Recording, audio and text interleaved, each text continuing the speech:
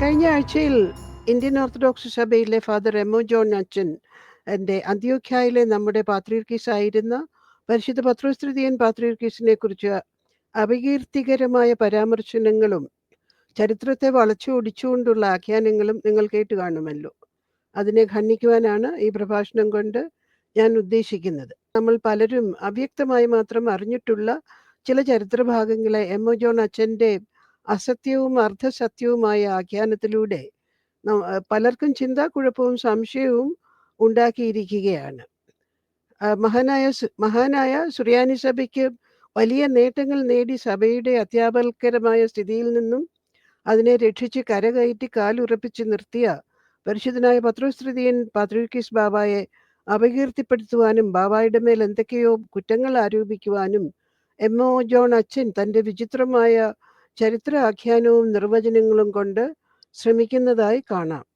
ബാബ സഭയ്ക്ക് നേടിത്തന്ന അതുല്യമായ നേട്ടങ്ങളുടെ മേൽ സ്വാർത്ഥ താല്പര്യങ്ങളുടെ ഒരു കരുനിഴൽ വീഴിക്കുവാനും എമ്മോ ജോൺ അച്ഛൻ ശ്രമിക്കുന്നുണ്ട്. മലങ്കര യാക്കോബായ സുറിയാനി സഭയിൽ ബാബായുടെ ഉന്നത സ്ഥാനത്തെ പരിരക്ഷിക്കുവാനും ചരിത്രത്തിൽ ബാബായുടെ സംഭാവനകളെ ഹൃദിസ്ഥമാക്കുവാനും എപ്പോഴും ആ വന്യപിതാവിനെ ആദരവോടും നന്ദിയോടും കൂടി സ്മരിക്കുവാൻ സത്യസുറിയാനിക്കാരായ നമ്മൾ എല്ലാവരും കടപ്പെട്ടിരിക്കുന്നു.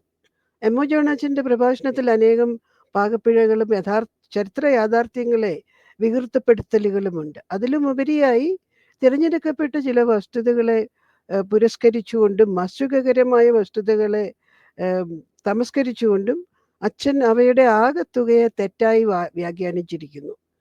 1875 ബാബ മലങ്കരയിൽ വന്നു. 76 മുളന്തുരുത്തി സുന്നഹദോസ് വിളിച്ചുകൂട്ടി.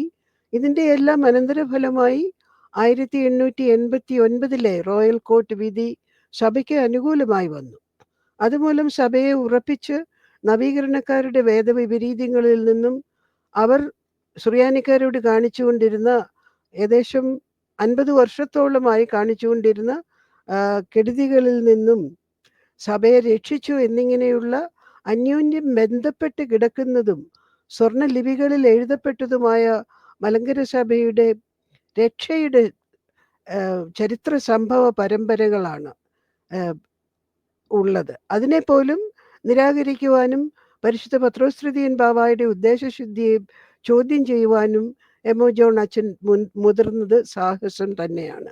ഈ മഹൽ സംഭവങ്ങൾക്കെല്ലാം കാരണഭൂതനായ പരിശുദ്ധ പിതാവിൻ്റെ മേൽ തങ്ങൾ കൂടി അതിൻ്റെ നന്മകൾ അനുഭവിച്ചവർ എന്ന വസ്തുത പോലും കണക്കിലെടുക്കാതെ അവ്യക്തമായും തെളിവായും, ചിലപ്പോൾ അവ്യക്തമായും ചിലപ്പോൾ തെളിവായും എന്തൊക്കെയോ കുറ്റാരോപണങ്ങൾ നടത്തുവാനുള്ള വ്യഗ്രതയാണ് എമ്മോ ജോൺ അച്ഛൻ കാണിക്കുന്നത്. ഒരു വിധത്തിൽ അദ്ദേഹത്തിന് സത്യാവസ്ഥ മറച്ചുവെക്കുവാൻ സാധിക്കുന്നില്ല. മറ്റൊരു വിധത്തിൽ അന്ത്യോക്യ പാത്രീർക്കീസിന് അങ്ങനെ സൽകീർത്തി ഉണ്ടാകുന്നത് സഹിക്കുവാനോ സമ്മതിച്ചു കൊടുക്കുവാനോ അദ്ദേഹത്തിന് സാധിക്കുന്നില്ല. ഇത് അപരിശുദ്ധ പിതാവിനോടുള്ള നന്ദികേടും ചരിത്രത്തോടുള്ള അപരാധവുമാണെന്നതിൽ സംശയമില്ല. ഇതിന് ബഹുമാന്യനായ പാസ്റ്റർ ഷിബു പീഡിയേക്കൽ തക്കതായ മറുപടികൾ നൽകിയിട്ടുണ്ട്. അദ്ദേഹം അച്ഛൻ്റെ വാക്കുകളെ, അച്ഛൻ്റെ നിർവചനങ്ങളെയും ഉചിതമായി പ്രതിരോധിക്കുകയും സത്യമായ വസ്തുതകളെ ന്യായാന്യായങ്ങൾ കാണിച്ച് വിശകലനം ചെയ്ത് തുറന്നു കാട്ടുകയും അച്ഛൻ്റെ തീസിസിനെ തകർക്കുകയും ചെയ്തിട്ടുണ്ട്. അവയ്ക്ക് ഉപരിയായിട്ടാണ് എൻ്റെ ഈ പ്രഭാഷണം.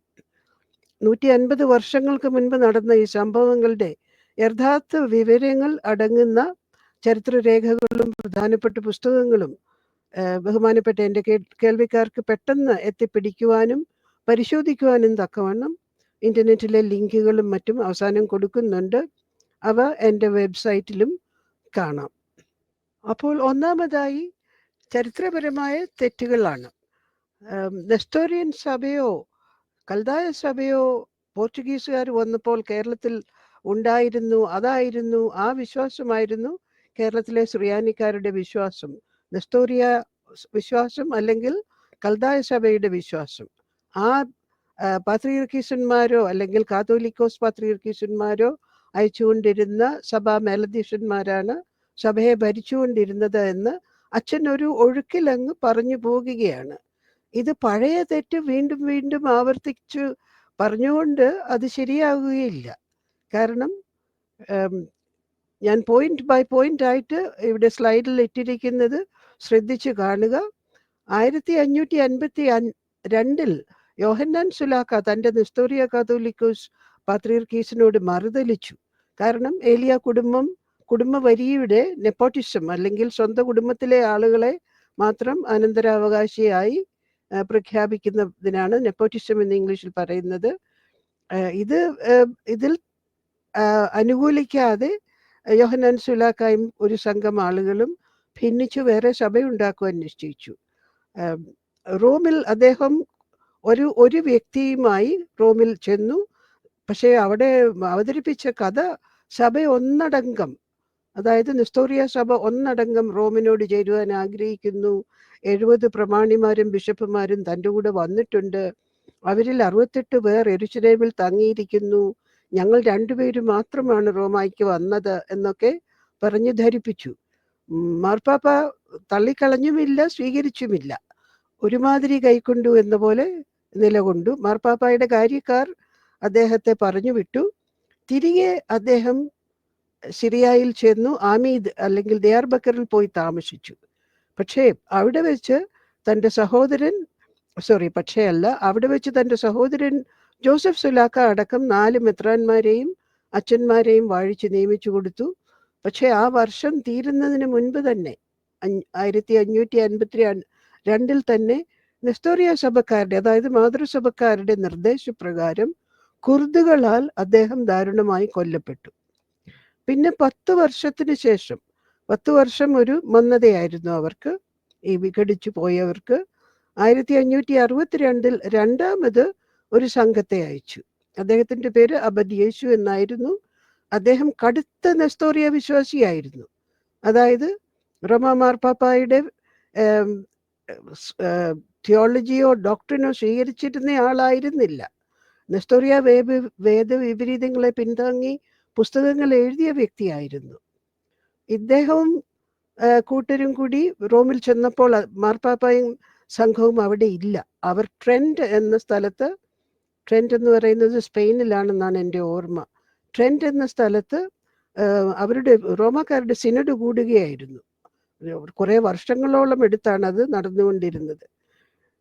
അപ്പോൾ അവിടെ ചെന്ന് കൽദായക്കാരായ സർവരെയും റോമിൻ്റെ കീഴിൽ കൊണ്ടുവരാമെന്ന് വീണ്ടും മാർപ്പാപ്പായോട് അപേക്ഷിച്ചു. ഇതിൽ റോം സന്തോഷിച്ച് അവരെ അംഗീകരിച്ച് സ്വീകരിച്ചു. This Joseph Sulaka is the second Nestoria bishop who came to Kerala. കേരളത്തിലേക്ക് ആദ്യമായി മാർ അബ്രഹാം വന്നു ഏകദേശം 1550.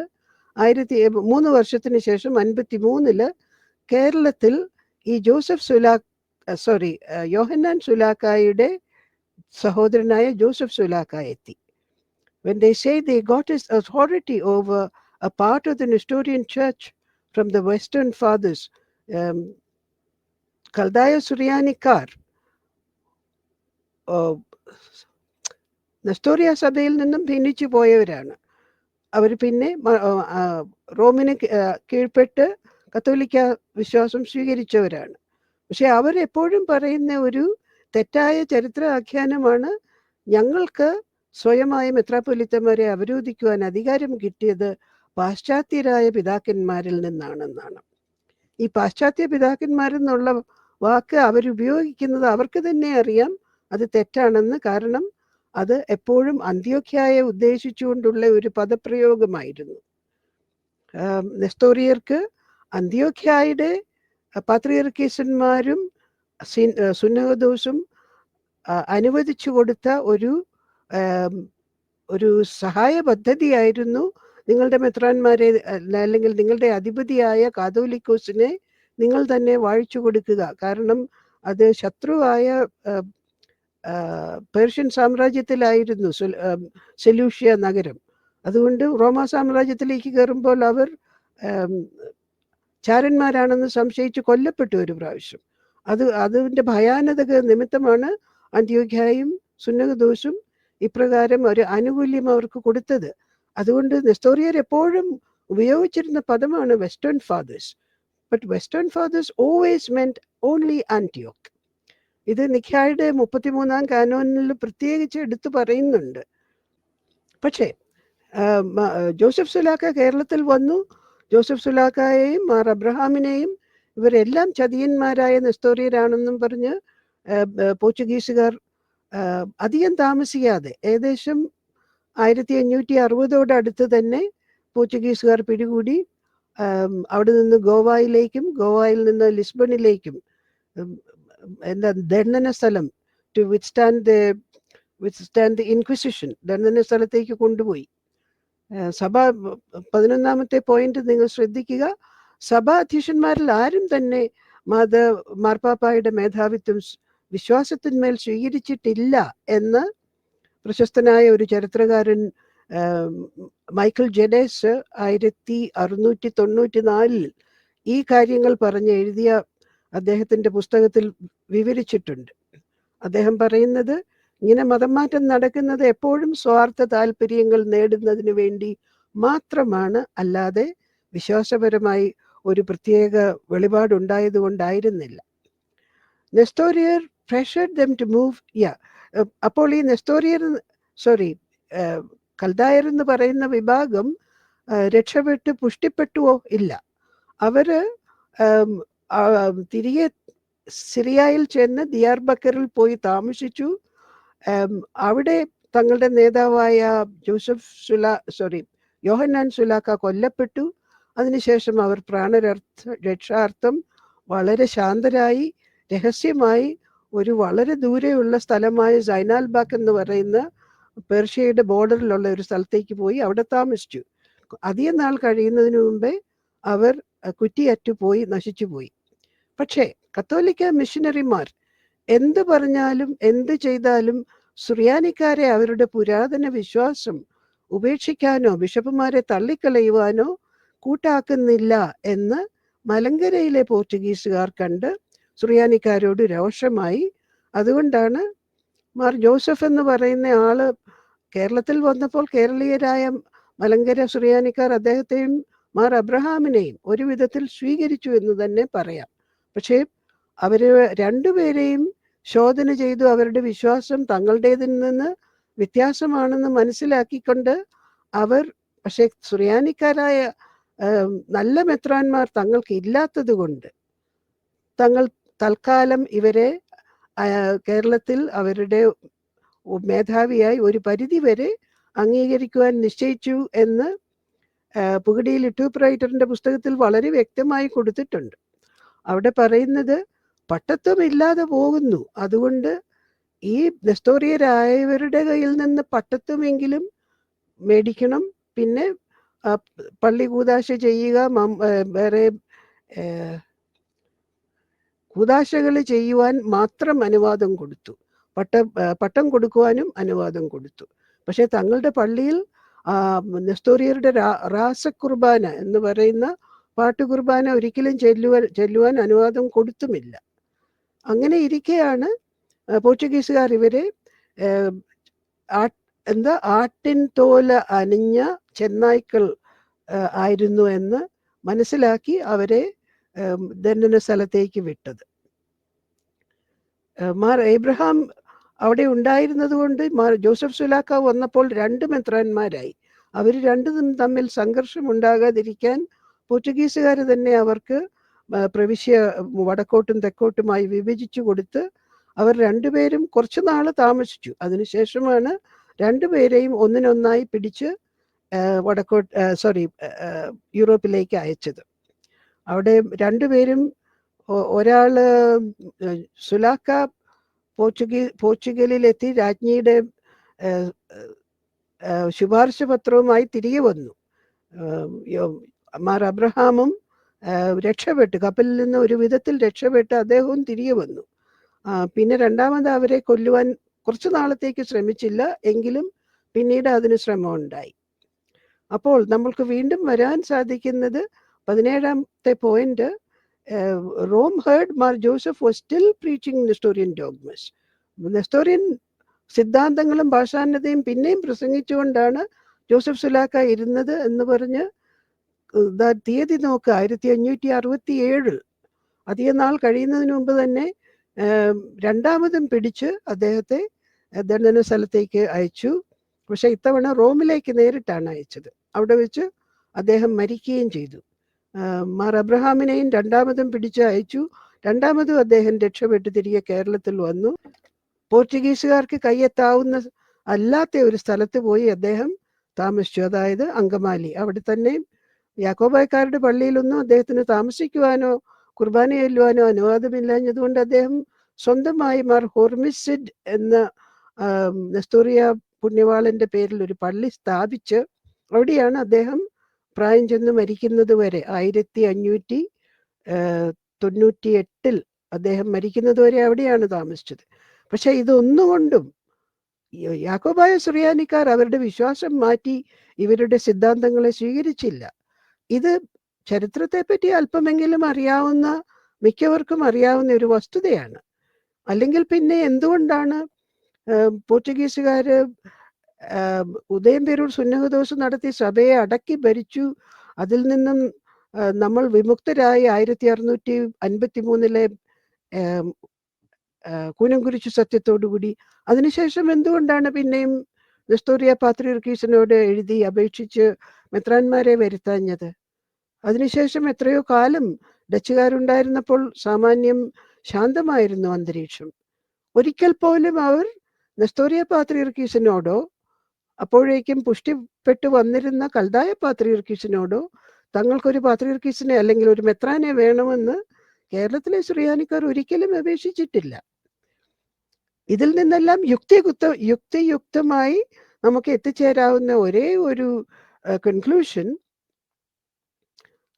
കേരളത്തിലെ സുറിയാനിക്കാർ ഒരിക്കലും നെസ്തോറിയ പാഷാണ്ഡതയോ കൽദായരുടെ വിശ്വാസമോ സ്വീകരിച്ചിരുന്നില്ല. അവരുടെ 3 ബിഷപ്പുമാരെ, ഇവർക്ക് 2 പേർക്കും ശേഷം ഒരു മാർ ശിമോനും വന്നിരുന്നു. 1575 എൻ്റെ ഓർമ്മ. പക്ഷെ ഇവർ 3 പേരും അവിടെ താമസിച്ചു. അവരിൽ നിന്ന് പട്ടത്വം സ്വീകരിച്ചു. അവരിൽ കേരളത്തിലെ ആ കാലത്ത് ഉണ്ടാക്കപ്പെട്ട പല പള്ളികളും കൂദാശ ചെയ്തത് അവരായിരുന്നു. കുരിശ് നാട്ടിയത് അവരിൽ ഒരാളായിരുന്നു. കടുത്തുരുത്തിയിലെയാണെന്നാണ് എൻ്റെ ഓർമ്മ. അതിൻ്റെ അടിയിൽ എഴുതിയും വെച്ചിട്ടുണ്ട്. ഇങ്ങനെയൊക്കെ നോക്കുമ്പോൾ നമുക്ക് ഒരിക്കലും വാദിക്കാൻ സാധിക്കില്ല, ഒരു ഒഴുക്കിൽ പറയാൻ സാധിക്കില്ല കേരളത്തിലെ സുറിയാനി സഭ നെസ്തോറിയരോ കൽദായരോ ഒക്കെ ആയിരുന്നു എന്ന്. അത് ഏറ്റവും അബദ്ധം നിറഞ്ഞ ഒരു പ്രസ്താവനയാണ്. കാരണം കൽദായ സഭ ഒന്ന് ഉത്ഭവിച്ചിട്ട് പോലും ഇല്ല. 1553 ശേഷമാണ് കേരളീയർ ഒരു കൽദായക്കാരനെ ആദ്യമായി കാണുന്നത്. അതുപോലെ തന്നെ 18ാമത്തെ പോയിന്റിലേക്കും നിങ്ങളുടെ ശ്രദ്ധയെ ഞാൻ ക്ഷണിക്കുന്നു. നിഖ്യായുടെ കാനോൻ 33 ഒരു കാര്യം വ്യക്തമാണ്. അതായത് ഞാൻ മുമ്പേ പറഞ്ഞതുപോലെ പുരാതന സെലൂഷ്യ അഥവാ ബാബിലോണിലെ സഭ പുരാതന കാലത്ത് അന്ത്യോക്യ പാത്രിയർക്കീസിന് വിധേയമായിരുന്നു. അന്ത്യോക്യ ആയിരുന്നു അവർക്ക് ഏറ്റവും അടുത്തുള്ള പാത്രിയർക്കീസ്. അദ്ദേഹത്തിന്റെ നിയോഗം തന്നെ പേട്രിയാർക്ക് ഓഫ് ആന്റിയോക്ക് ആൻഡ് ഓൾ ദി ഈസ്റ്റ്. ഇതാണ് നിഖ്യായിൽ പ്രഖ്യാപിച്ച അതിർ നിശ്ചയങ്ങൾ. പാശ്ചാത്യ പിതാക്കന്മാരിൽ നിന്നാണ് തങ്ങൾക്ക് എല്ലാ അധികാരങ്ങളും സിദ്ധിച്ചതെന്ന് കൽദായ ബിഷപ്പുമാർ സമ്മതിക്കുമ്പോൾ പാശ്ചാത്യ പിതാക്കന്മാർ എന്ന പദത്താൽ അവർ ഉദ്ദേശിക്കുന്നത് അന്ത്യോക്യയിലെ പാത്രിയർക്കീസന്മാരെ മാത്രമായിരുന്നു, മറ്റൊന്നിനെ അല്ല. ഇതെല്ലാം നിങ്ങൾക്ക് കൃത്യമായി നിങ്ങൾക്ക് തന്നെ വായിച്ച് മനസ്സിലാക്കി ബോധ്യപ്പെടുത്തുവാൻ ഏറ്റവും നല്ലത് ആ കാലത്തിനോടടുത്ത് ഏറ്റവും അടുത്ത് എഴുതപ്പെട്ട പ്രസിദ്ധമായ പുസ്തകമാണ് മൈക്കൽ ജെഡേസിന്റെ സുറിയാനിക്കാരുടെ ചരിത്രം. ഇതിന്റെ ലിങ്ക് ഞാൻ തരാം. ഇത് ഇന്റർനെറ്റിൽ പുസ്തകം മുഴുവനും വായിക്കാൻ സാധിക്കും. പക്ഷെ അത് പഴയ ഇംഗ്ലീഷിലാണ്, അല്പം ബുദ്ധിമുട്ടുണ്ട് വായിക്കാൻ. വാചകത്തിന്റെ സ്ട്രക്ചറും വാക്കുകളും പ്രയാസമാണ്. എങ്കിലും സാമാന്യം ഇംഗ്ലീഷ് അറിയാവുന്നവർക്കെല്ലാം വായിച്ച് മനസ്സിലാക്കി ഞാൻ പറയുന്ന ഈ ഓരോ കാര്യങ്ങളും വളരെ തിട്ടമായി ബോധ്യപ്പെടുവാൻ സാധിക്കും. അത് തന്നെയുമല്ല, ഇദ്ദേഹത്തിന്റെ സോഴ്സ്, ഇദ്ദേഹത്തിന് എവിടെ നിന്നാണ് ഈ വിവരങ്ങളെല്ലാം കിട്ടിയത്, അതും കൂടി നിങ്ങൾ അറിഞ്ഞിരിക്കണം. മൈക്കൽ ജെഡേസ് ഒരു സ്കോട്ടിഷുകാരനായ ഒരു പുരോഹിതനായിരുന്നു. സ്കോട്ടിഷ് പ്രസ്ബിറ്റീരിയൻ സഭയിലെ തീവ്രമായ പ്രൊട്ടസ്റ്റന്റുകാരനായിരുന്നു. പക്ഷെ അദ്ദേഹം ഒരു ട്രേഡ് ഡെലിഗേഷന്റെ ചാപ്ലൈനായി ലിസ്ബണിൽ ജോലി ചെയ്യുകയായിരുന്നു. അപ്പോൾ ലിസ്ബണിൽ ജോലി ചെയ്യുമ്പോൾ അവിടെയുള്ള കത്തോലിക്ക പുരോഹിതന്മാരുമായി അടുത്ത സ്നേഹ സമ്പർക്കങ്ങൾ അദ്ദേഹത്തിനുണ്ടായിരുന്നു. അങ്ങനെ അവരിൽ നിന്നും കിട്ടിയ വിവരങ്ങൾ അദ്ദേഹത്തിന് വളരെ അത്ഭുതപ്പെടുത്തി. അദ്ദേഹം വളരെ സരസമായിട്ടാണ് ഈ പുസ്തകം എഴുതിയിരിക്കുന്നത്. പക്ഷേ തൻ്റെ ഉള്ളിലുള്ള കത്തോലിക്ക സഭയോടും കത്തോലിക്ക വിശ്വാസത്തോടും ഒരു പ്രൊട്ടസ്റ്റന്റ് പുരോഹിതന് ഉണ്ടാകുന്ന ന്യായമായ പ്രതിഷേധങ്ങൾ അദ്ദേഹം പരിഹാസ രൂപേണ പുസ്തകത്തിൽ മുഴുവനും തിളങ്ങി നമുക്ക് വായിക്കുമ്പോൾ മനസ്സിലാകും.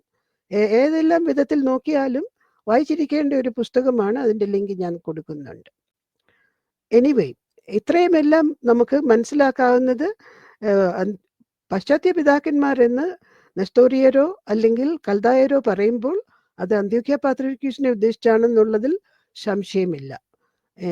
431 എഫേസുസിലെ സുന്നഹദോസും 451 കൽക്കദോന്യ സുന്നഹദോസും അതിൻ്റെ ശേഷം 496 സെലൂഷ്യ നെസ്തോറിയരെ പിടിച്ചെടുക്കലും മൂലം ഈ നെസ്തോറിയക്കാർ മുഴുവനും സെലൂഷ്യയിലെ അധികാരികൾ മുഴുവനും വേദവിപരീതികളായി നെസ്തോറിയ സഭക്കാരെന്ന് പരിഹാസപരമായി അവരെ വിളിച്ചു. അവരുടെ ശരിയായ പേര് ചർച്ച് ഓഫ് ദി ഈസ്റ്റ്, കിഴക്കിൻ്റെ സഭ.